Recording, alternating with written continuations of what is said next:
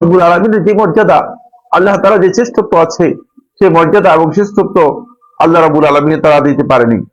তাই তাওহীদের জ্ঞান অর্জন যদি করতে না পারেন আপনি, আপনার অন্তর্মধ্যে খাশিয়াতুল্লাহ আযজা ওয়া জাল, আল্লাহ রাব্বুল আলামিনের ভয় আপনার কোনোভাবেই আপনার অন্তর্মধ্যে স্থাপিত হবে না। আপনার অন্তর্মধ্যে কোনোভাবেই আপনি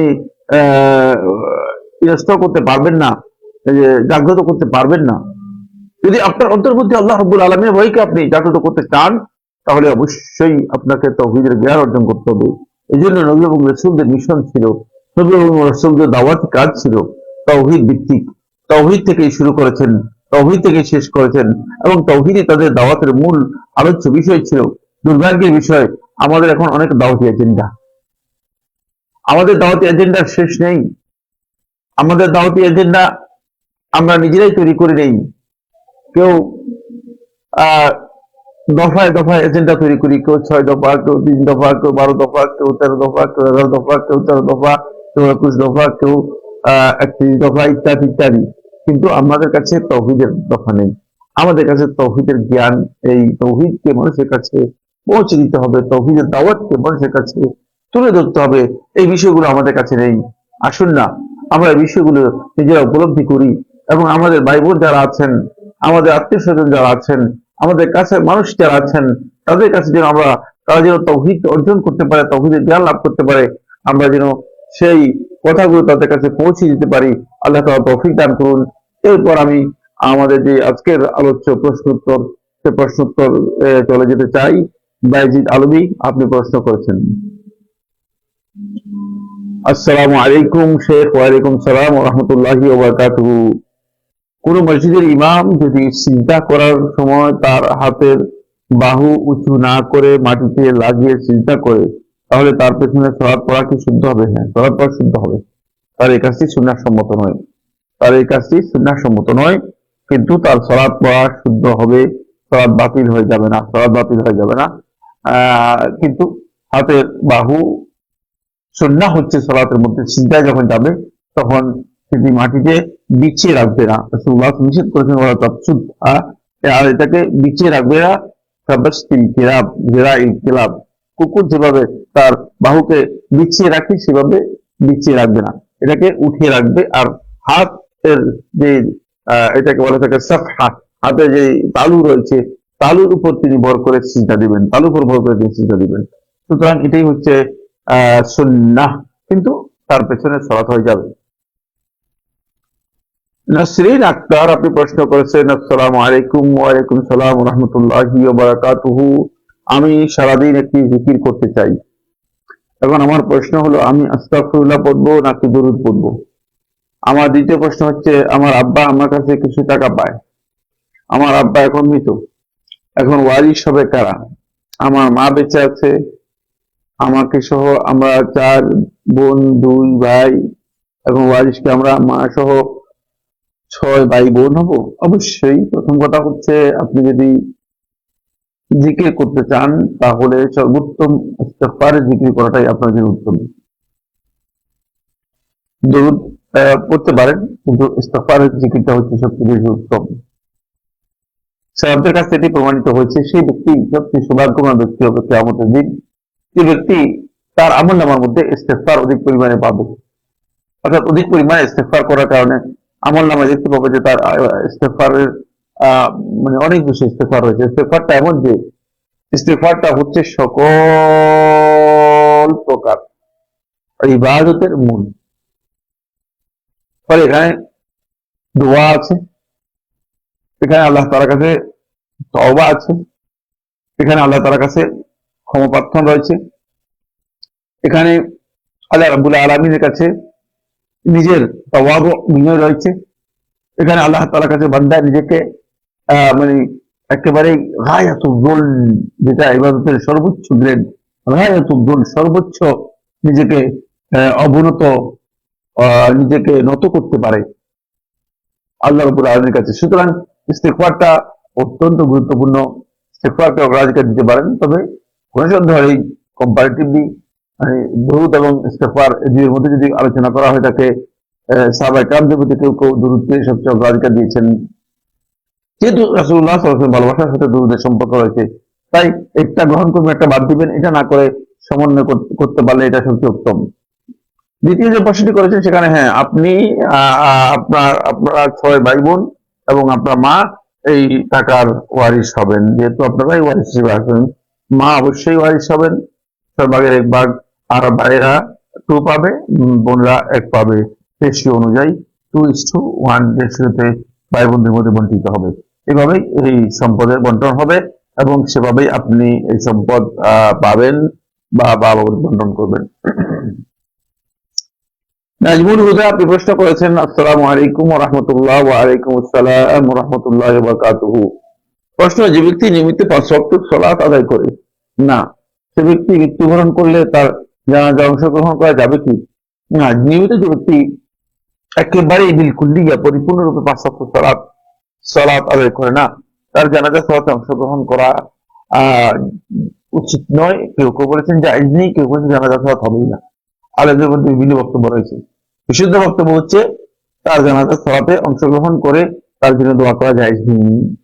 কারণ এই ব্যক্তি যে মৃত্যুবরণ করেছে ইসলামের উপর মৃত্যুবরণ করেছে, ফাকাদ মাতা আলা শিরকি ওয়াল কুফর, সে কুফর এবং শিরকের উপর মৃত্যু হয়েছে।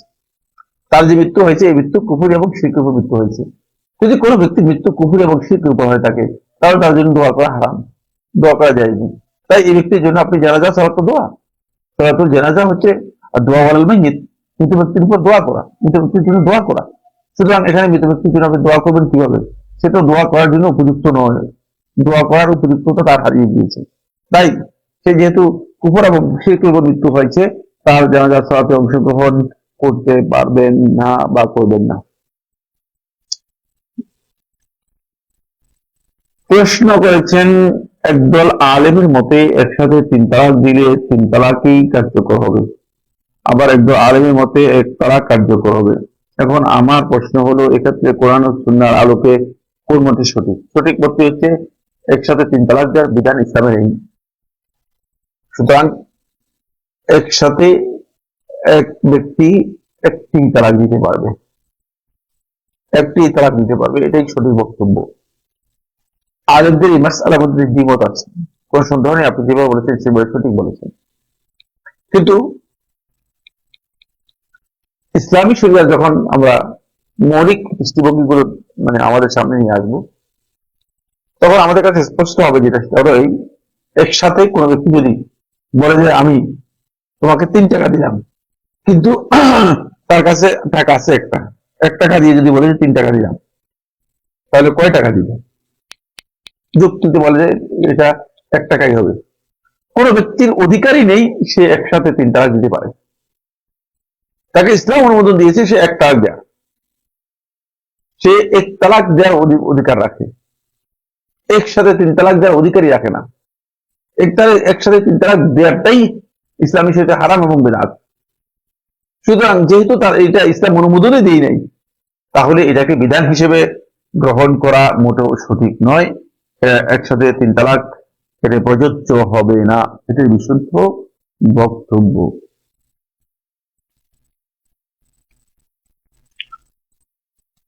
প্রশ্ন করেছেন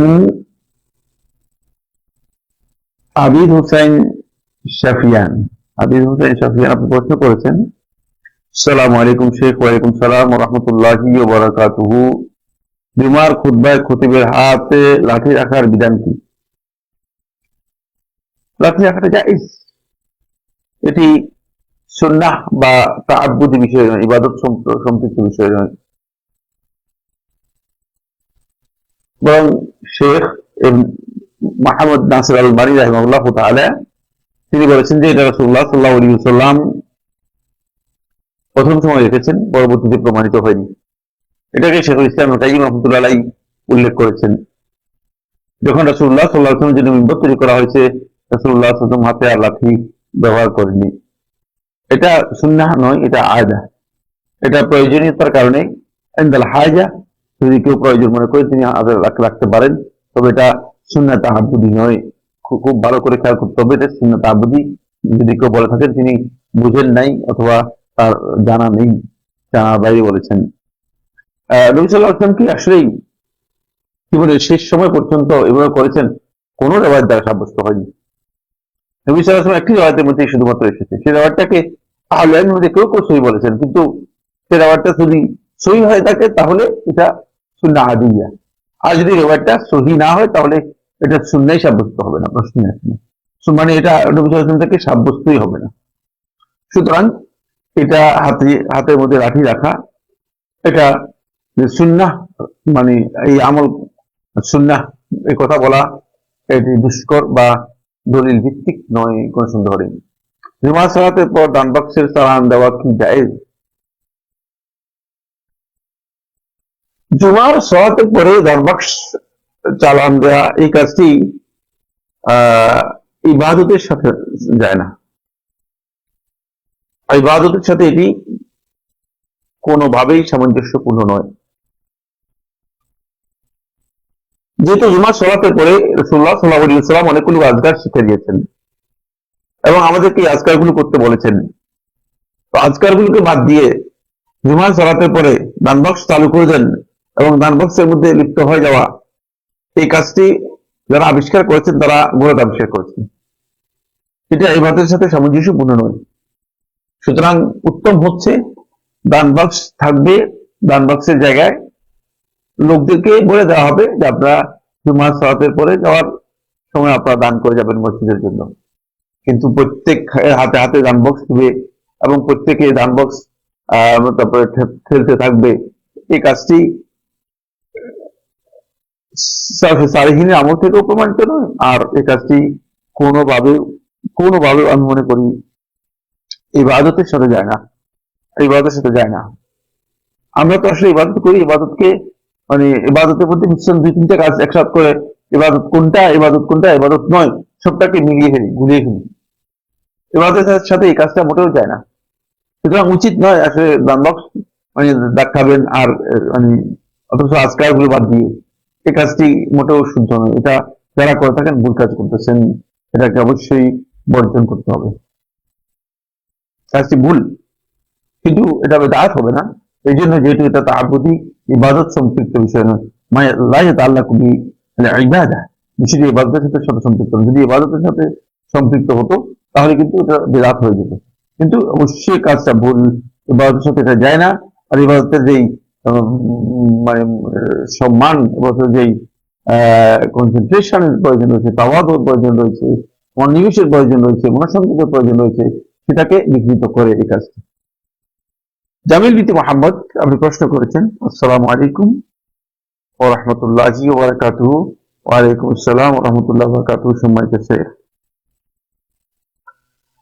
আমার দুটি প্রশ্ন।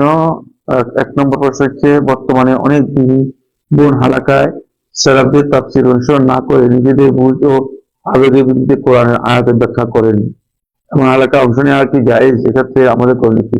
না, এই ধরনের হালকা গ্রহণ করা জায়েজ নেই। এই ধরনের হালকা অংশগ্রহণ করলে আপনি পথভ্রষ্ট বিভ্রান্ত হয়ে যাবেন এবং দ্বিনীয় ব্যাপারে আপনি ফিতনায় নিমজ্জিত হয়ে যাবেন। যারা সালাফদের তাফসীর বাদ দিয়ে, সালাফদের বক্তব্য বাদ দিয়ে মন গড়া নিজের ইচ্ছা মতো কোরআন এবং হাদিসের মধ্যে বক্তব্য সংযুক্ত করে এবং এই ধরনের সংযুক্তকারীদের বক্তব্য যারা শ্রবণ করে থাকে, তারা পথভ্রষ্ট হওয়ার সম্ভাবনা রয়েছে বেশি। আর এটা তো জায়েজই নেই। মান ক্বালা ফিল কুরআনি বিরাইহি ফালিয়াতাবাওয়া মাকআদাহু মিনান নার, যে কোরআনের মধ্যে নিজের রায় অনুযায়ী, নিজের মত অনুযায়ী, নিজের ইচ্ছা অনুযায়ী বক্তব্য দিল, সে যেন জাহান্নামে তার স্থান নির্ধারণ করে নেয়, জাহান্নামে যেন একটা বুকিং তার জন্য দিয়ে দেয়। সুতরাং সে ব্যক্তি জাহান্নামে বুকিং দিচ্ছে, তার এই আলোচনায় অংশগ্রহণ করা জায়েজ নেই, তার এই আলোচনা শোনা জায়েজ নেই, তার এই আলোচনার জন্য মানুষদেরকে দাওয়াত দেওয়া জায়েজ নেই। খবরদার এই কাজ থেকে নিজেকে সম্পূর্ণ বিরত রাখার জন্য চেষ্টা করবেন এবং বিরত থাকবেন, এটা মোটেও জায়েজ নেই।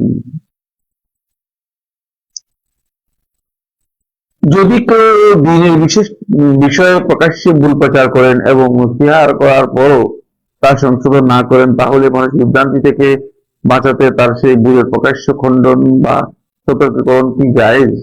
বিশেষত মানহাজগত বিচ্যুতি বা বিদাতকে বৈধ বলে প্রচার করার ক্ষেত্রে।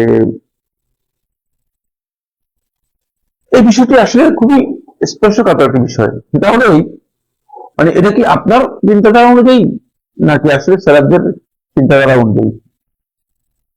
এটা কি মিম্মা ইয়াসুকু ফিহিল ইজতিহাদ, আও বিমা লা ইয়াসুকু ফিহি ইজতিহাদ, যে ক্ষেত্রে ইজতিহাদের বৈধতা আছে আর যে ক্ষেত্রে ইজতিহাদের বৈধতা নেই সেই ক্ষেত্রে কিনা।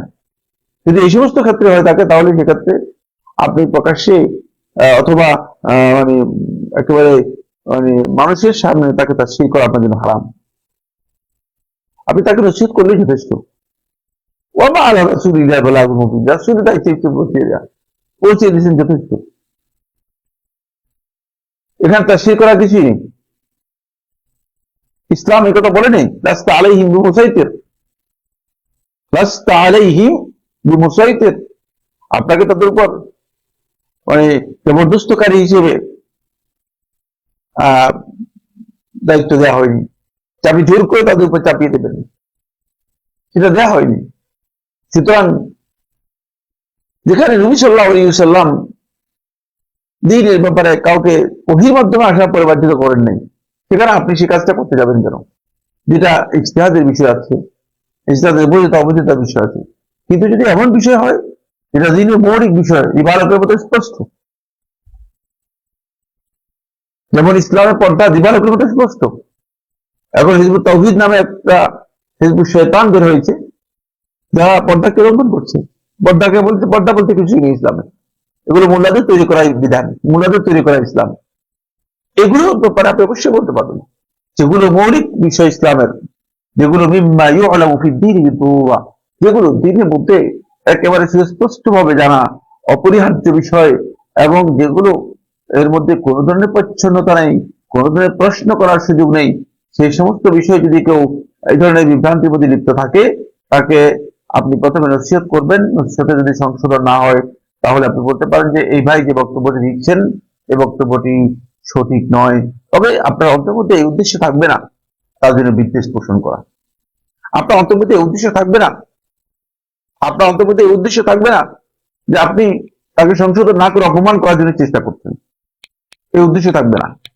আপনার উদ্দেশ্য থাকবে যে মানে উদ্দেশ্য হচ্ছে মানুষদেরকে সতর্ক করা, যাতে করে মানুষ তার এই বিভ্রান্তি থেকে নিজেদেরকে হেফাজত করতে পারে, মানুষ তার এই বিভ্রান্তি থেকে নিজেরা রক্ষা লাভ করতে পারে, নিজেরা রক্ষা লাভ করতে পারে।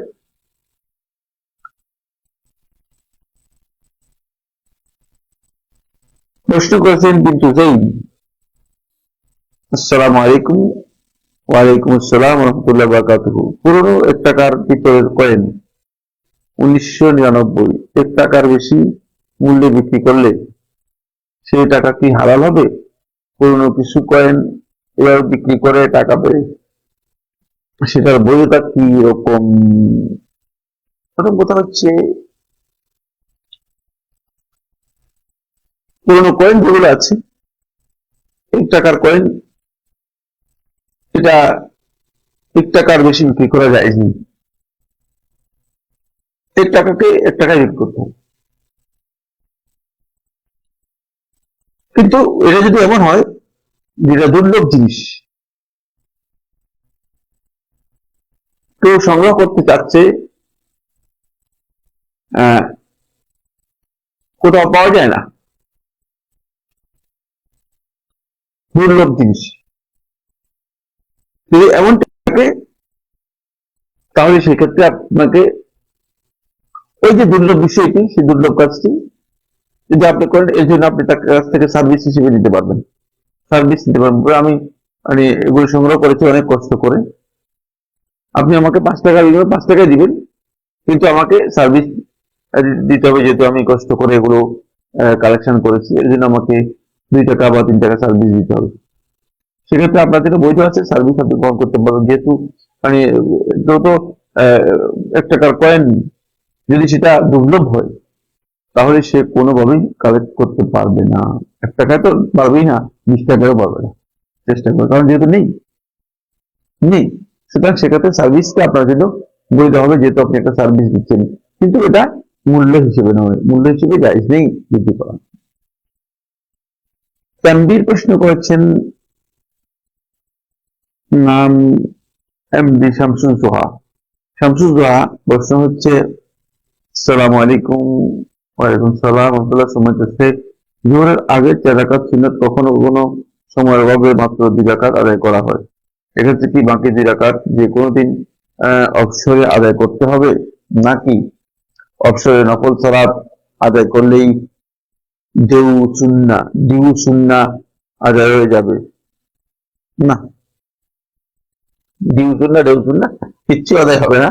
প্রথম কথা হচ্ছে আপনি 2 রাকাত আদায় করলে আপনার এমনি আদায় হয়ে যাবে। আব্দুল্লাহ ইবনে উমর বর্ণিত হাদিস থেকে এটা প্রমাণিত হয়েছে। যদি 4 রাকাত আদায় করতে পারেন যা উত্তম, পরিপূর্ণ আদায় করলেন, 4 রাকাতটা পরিপূর্ণ আদায় করলেন, তাহলে 4 রাকাত যদি আদায় করতে পারেন এটা সুন্নাহ অর্জন করলেন। কিন্তু যদি 4 রাকাত আদায় করতে না পারেন তাহলে আপনার সুন্নাহ আদায় করতে পারলেন না, সুন্নাহর ওই ফজিলতটুকু পাবেন না যে ফজিলতের ব্যাপারে রাসূলুল্লাহ সাল্লাল্লাহু আলাইহি হাদিসের মধ্যে ইরশাদ করেছেন, সেটা আপনি লাভ করতে পারবেন না। বাকি নফল যেটা আদায় করেছেন তার অবশ্যই সওয়াব পাবেন পছন্দ হবে। এক্ষেত্রে যে কোনো সময় আদায় করা এটা বিধান নয়। এটা হচ্ছে যদি কেউ মনে করেন যে ওই সুন্নাহটাকে পূরণ করে দিবেন, তাহলে তিনি যোহরের পরে আসর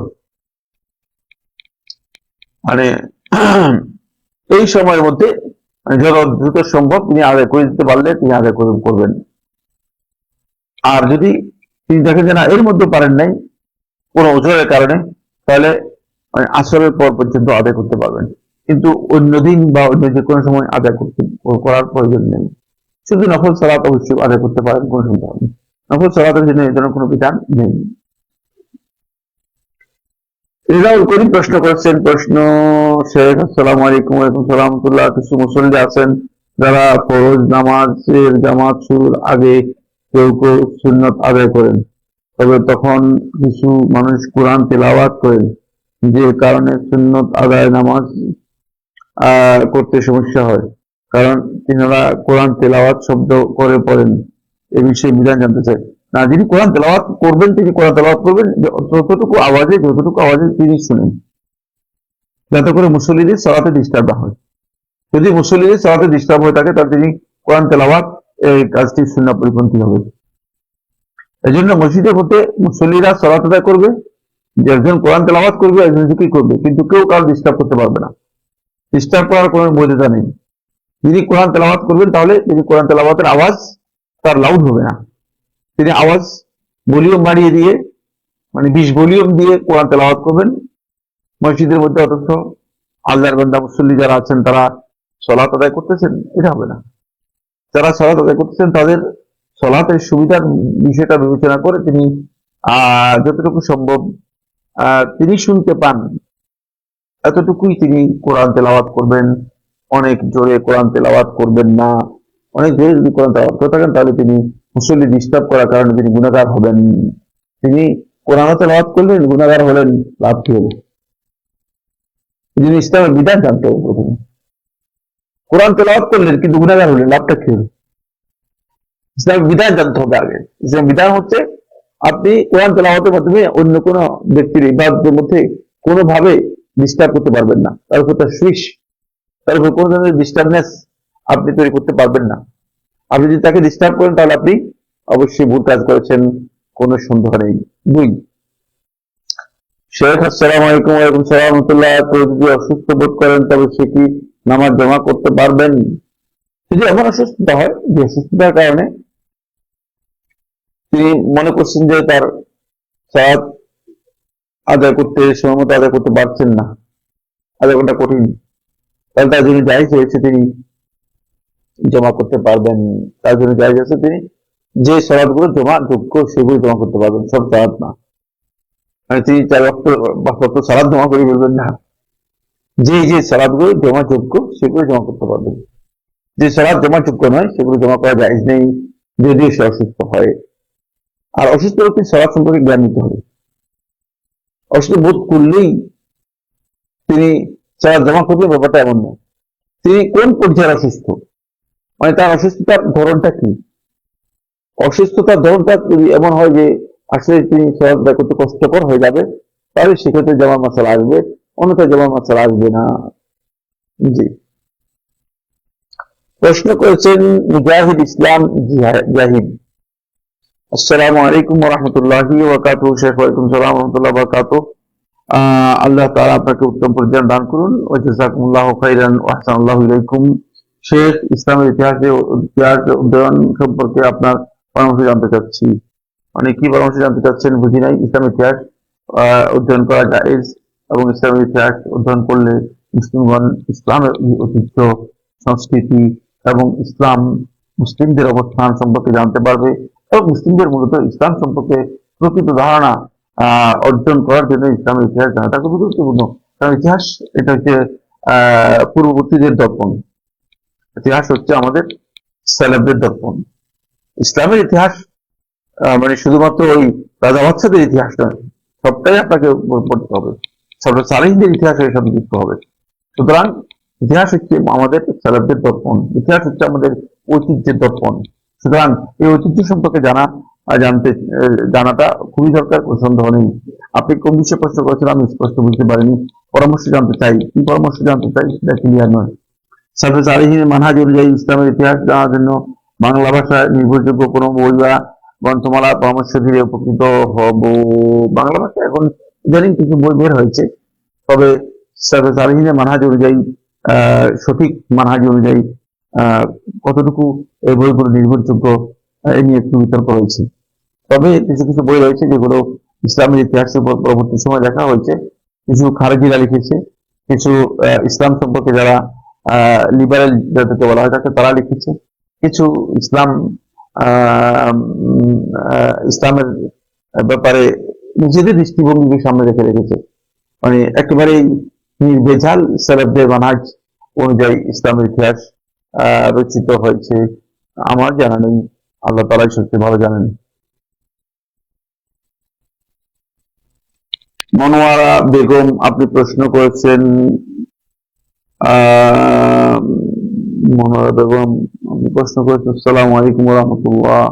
ওয়ালাইকুম সালাম ওয়া রাহমাতুল্লাহ ওয়া বারাকাতুহু। শেখ, আপনার অনুষ্ঠান আমি দেখি, অনেক বিদআত জীবন থেকে বিদায় করেছি আলহামদুলিল্লাহ। আল্লাহ তাআলা আমাকে তৌফিক দিয়েছেন। এটা অনুষ্ঠানের বিষয় নয়, এটা আল্লাহ তাআলার অনুগ্রহ। কেউ যদি বিদআত থেকে নিজেকে মুক্ত করতে পারেন, তিনি মনে করবেন যে তার উপর আল্লাহ তাআলার অনুগ্রহ হয়েছে, তার উপর আল্লাহ তাআলার অনুগ্রহ হয়েছে। কারণ বিদআত অত্যন্ত ভয়াবহ বিষয়। বিদআত হচ্ছে এমন বিষয় যেটা আপনাকে ভিতর থেকে মানে জোকের মতো, জোক যেমন মানুষের রক্ত চুষে নেই অথচ মানুষ জানে না, ঠিক বিদআত হচ্ছে এমন যে আপনার আমলগুলোকে চুষে খেয়ে ফেলতেছে সবগুলো, অথচ আপনি জানেন না। আপনি মনে করতেছেন আপনি অনেক নেক আমল করতেছেন, সুতরাং এটা আপনার উপর আল্লাহ তাআলার অনুগ্রহ, এটা অন্য কিছুই না। মানে আমাদের অনুষ্ঠানের ব্যাপার নয়, আমাদের এখানে কোনো কৃতিত্ব বা আমাদের কোনো বিষয় এখানে যুক্ত নেই। তারপরেও মানে আল্লাহ তাআলা আপনার উপর অনুগ্রহ করেছেন, এই জন্য বেশি বেশি শুকরিয়া আদায় করবেন, আল্লাহ তাআলার কাছে দোয়া করবেন। আমার একটি বিশেষ প্রশ্ন, প্রতিবন্ধীদের মানুষের জন্য প্যারেন্টসরা ভীষণ চিন্তিত থাকেন।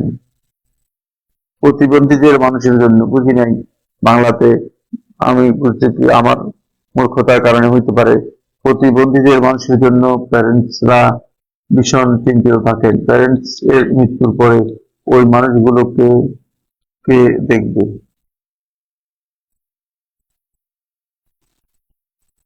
মৃত্যুর জন্য দোয়া করা যাবে না, তাহলে হায়াতটা কম হোক, অথবা প্যারেন্টস জীবিত অবস্থায় আল্লাহ যেন ওই মানুষের দুনিয়ার জীবন সমাপ্তি করে, এইসব দোয়া করা কি ঠিক হবে? কিচ্ছু করে কোনটাই ঠিক হবে না। আপনাকে কে দায়িত্ব দিয়েছে? যিনি মালিক তিনি এই ব্যবস্থা করবেন। আপনি মনে করতেছেন আপনি ব্যবস্থা করতেছেন, আপনার পুরো আকীদাটাই হলো, পুরো চিন্তাধারাটাই হলো। যিনি আসমান জমিনের মালিক, তিনি এই সৃষ্টি জগতের মালিক, তিনি আমাকে আপনাকে সৃষ্টি করেছেন, তিনি প্রতিবন্ধীকে সৃষ্টি করেছেন, সবকিছুর মালিক হচ্ছেন তিনি, সবকিছুর মালিক হচ্ছেন তিনি। সুতরাং কি কারণে আপনি এ নিয়ে আপনার কোন টেনশনের কোনো কারণ নেই। পৃথিবীতে লক্ষ লক্ষ প্রতিবন্ধী মানুষ আছে যাদের মানে পিতামাতা নেই, কিন্তু তারা আজ জীবনযাপন করতেছে, কোনো অসুবিধা হচ্ছে না, কোনো অসুবিধা হবে না। সুতরাং আপনি যেগুলো চিন্তা করেছেন এগুলো একটা শয়তানি চিন্তা, ভুল চিন্তা। শয়তান আপনাকে মানে প্রবঞ্চিত প্রতারিত করেছে। শয়তান আপনাকে প্রবঞ্চিত প্রতারিত করছে এই দিক থেকে, শয়তান আপনাকে বোঝাচ্ছে যে আপনি মনে হয় সবকিছু করতেছেন, এই জন্য আপনি এগুলো মানে আপনার থাকা খুব দরকার, অথবা আপনি দোয়া করবেন যে আপনি থাকতেই যেন এই প্রতিবন্ধীর মৃত্যু হয়ে যায়। এই সমস্ত চিন্তা মাথার মধ্যে রাখবেন না, এবং আল্লাহ তার কাছে দোয়া করবেন, আল্লাহ মানে তার কাজটাও সহজ করে দেন, আমাদের কাজটাও সহজ করে দেন। আল্লাহ তার কাছে সহজ জিনিস চাইবেন, আল্লাহ ইয়াসসির ওয়ালা তুআসসির, এটা বলবেন। আল্লাহ আপনি সহজ করুন, আপনি কঠিন করবেন না। আল্লাহ ইয়াসসির লানা উমুরানা ইন্নাকা আলা যালিকা কাদির। হে আল্লাহ আপনি আমাদের জিনিসগুলোকে সহজ করে দিন, আপনি সবকিছুর উপর ক্ষমতাবান। সুতরাং দোয়া করবেন এগুলো। আপনি উল্টা দিক থেকে দোয়া করতেছেন কেন? উল্টা দিক থেকে দোয়া করার কোনো বৈধতা নেই, বরং ভুল কাজ, বরং ভয়ঙ্কর ভুল কাজ। প্রশ্ন করেছেন মোহাম্মদ শাহিন। মোহাম্মদ শাহিন আপনি প্রশ্ন করেছেন, আসসালামু আলাইকুম স্যার। ওয়ালাইকুম সালাম ওয়া রাহমাতুল্লাহি ওয়া বারাকাতুহু। স্যার, আমার মনের দুঃখ থেকে একটা প্রশ্ন করছি। আমার বাবা মা সবসময় আমাকে নিয়ে কটু কথা বলে, আমি তাদের জন্য অভিশাপ। আমার জন্মের সময় আমাকে মেরে ফেলা উচিত ছিল ইত্যাদি। আমি অনেক ধরে এসব কথা শুনি। আল্লাহর কাছে অনেক চেয়েছি, কিন্তু এখন আমারও সহ্য সীমার পরীক্ষা নিতেছে। আত্মীয় স্বজনদের সামনে আমাকে আমার সম্পর্কে এমন কথা বলে, আমার মনে হয় এক পয়সা মূল্য নেই। এমন অবস্থায় আমি কি করতে পারি? আমি কখনো ফিরিয়েও কথা বলি না, অনেক চেষ্টা করি তাদের কথা শুনতে। না, আপনি চেষ্টা করেন। তারা যদি আপনার প্রতি কোনো ধরনের খারাপ আচরণ করে বা কোনো ধরনের কথা বলে, আপনি যথাসম্ভব তাদের কাছ থেকে দূরে সরে যাবেন। আসসালামু আলাইকুম ওয়া রাহমাতুল্লাহ জুড়ে বলে তাদের থেকে দূরে সরে যাবেন। তাদেরকে বললে আসসালামু আলাইকুম ওয়া রাহমাতুল্লাহি ওয়া বারাকাতুহু বলে আস্তে করে তাদের থেকে দূরে সরে যাবেন, স্থান ত্যাগ করবেন। এইভাবে কয়েকবার করলে দেখবেন যে আল্লাহ তাআলা তাদের মন পরিবর্তন করে দিবে, এবং তারা আপনার সম্পর্কে যদি তারা অন্যায় করে থাকে বা ভুল কোনো কিছু বলে থাকে, তাহলে তারা এগুলো বলবে না। কিন্তু আপনি তাদের কাছ থেকে সরে যাবেন, কোনো উত্তর দেবেন না। কোনদিন উত্তর ও কিছু বলবেন না। কেন বলছেন, কি জন্য বলছেন, আয়োজনের কথা আমি কখনো বলি নাই, কোনো ধরনের রিপ্লাই, কোনো ধরনের বাক বিতরণ, কোনো ধরনের বার্গেনিং, কোনো কিছুই করবেন না। আপনি শুধুমাত্র আমি যেটা বলছি আসসালামু আলাইকুম ওয়া রাহমাতুল্লাহ, ওই খাতাও জাহিরুনা ক্বালু সালামা, সালাম দিয়ে কি করবেন, সরে যাবেন।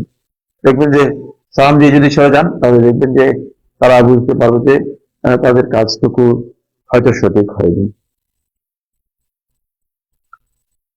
প্রশ্ন করেছেন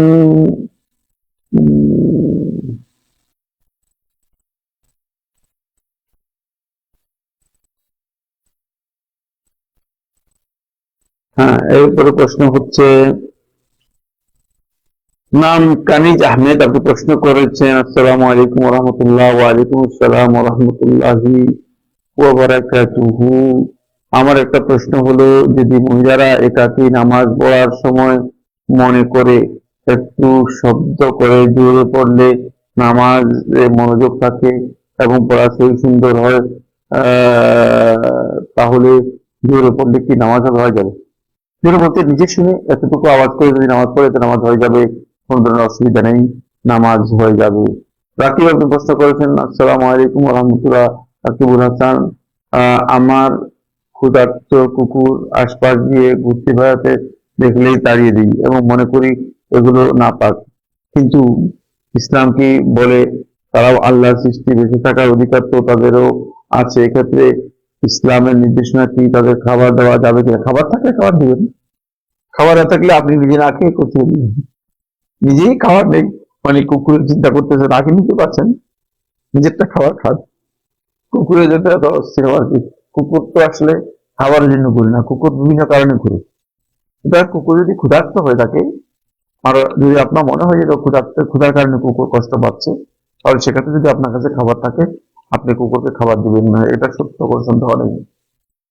এবং এই খাবার দিলে আপনার সদকা রাসূলুল্লাহ সাল্লাল্লাহু আলাইহি ওয়াসাল্লাম বলেছেন যে ফি কুল্লি রাতিন সাদাকা, প্রত্যেকটা সতেজ প্রাণীর মধ্যেই তোমরা যখন দান করবে, তাহলে এর মধ্যে এটা তোমাদের এই দান সদকা হবে। সুতরাং এটা আপনি যদি দান করে থাকেন, সেটা আপনার সদকা হিসেবে বিবেচিত হবে। তাই আপনি কুকুরকে যদি দান করেন, সেটা আপনার জন্য সদকা হবে, কিন্তু আপনার সেই সামর্থ্য থাকতে হবে। যদি সামর্থ্য না থাকে, তাহলে আপনি এ নিয়ে অস্থির না হয়ে নিজের চেষ্টা করুন, নিজের বিষয়টি নিজের সমাধান করার জন্য চেষ্টা করুন। কিন্তু এক্ষেত্রে খুবই গুরুত্বপূর্ণ একটা পয়েন্ট বলবো, সেটা হচ্ছে কুকুর প্রেমী হবেন না। সবচেয়ে বড় সমস্যা হচ্ছে আমাদের সমাজের মধ্যে একদল লোককে আমরা দেখতে পাই, এরা কুকুর প্রেমী হয়ে যাচ্ছে। ফলে এরা মানুষের খাবার দিনা, মানুষ ক্ষুধার্ত মানুষ করতেছে, ক্ষুধার্ত মানুষ বলতেছে ভাই কাজী ভাইয়া আমাকে 100 টাকা দিন, আমাকে 50 টাকা দিন। ক্ষুধার জন্য তারা আহাজারি করতেছে, আর তাদেরকে খাবার না দিয়ে কুকুরকে খাবার দিচ্ছে ঘুরে ঘুরে। এই ধরনের কুকুর প্রেমীদেরকে আল্লাহ তাআলা হেদায়েত দান করুন। এরা মূলত কুকুর কালচারে বড় হচ্ছে, কুকুর কালচারে আমাদের সমাজের মধ্যে কিছু সংখ্যক লোক বড় হচ্ছে। এরা নিজেরা মানে কুকুর কালচারে নিজেরাই অনেকটা কুকুর মানস তৈরি করতেছে নিজের মধ্যে। কুকুরের প্রতি এত প্রেম, অথচ মানুষের প্রতি দয়া নেই। এটা আল্লাহ তাআলার বিধান নয়, বা এটা ইসলামের বক্তব্য নেই। এই জন্য খেয়াল রাখবেন যে মানে কুকুর নিয়ে বেশি অস্থির হয়ে গিয়েছেন, অথচ পাশে একজন ব্যক্তি না খেয়ে আছে। হতে পারে যে আপনার এক প্রতিবেশী না খেয়ে আছে। আমরা যেন এই বিষয়গুলো আমাদের বিবেচনায় রাখি। আল্লাহ সুবহানাহু ওয়া তাআলা আমাদের সবাইকে তৌফিক দান করুন। আপনাদের যে প্রশ্নগুলো আমরা পেয়েছি, সেই প্রশ্নের আলোকে আমরা কিছু উত্তর দেওয়ার জন্য চেষ্টা করেছি। আল্লাহ রাব্বুল আলামিন আমাদের সবাইকে বিষয়গুলো যেন আমরা নিজেদের জীবনে বাস্তবায়ন করতে পারি সে তৌফিক দান করুন, এবং জীবন ঘনিষ্ঠ বিষয়গুলো আমরা যেন আলেমদের কাছ থেকে জেনে নিয়ে আর সেগুলো অনুযায়ী আমরা আমাদের আমলকে সংশোধন করতে পারি, আমাদের আকীদাকে সংশোধন করতে পারি, আমাদের কাজকে সংশোধন করতে পারি। আল্লাহ তাআলা আমাদেরকে সেই তৌফিক দান করুন। আসসালামু আলাইকুম ওয়া রাহমাতুল্লাহি ওয়া বারাকাতুহু। সুবহানাকাল্লাহুম্মা ওয়া বিহামদিকা আশহাদু আল্লা ইলাহা ইল্লা আনতা আস্তাগফিরুকা ওয়া আতুবু ইলাইক।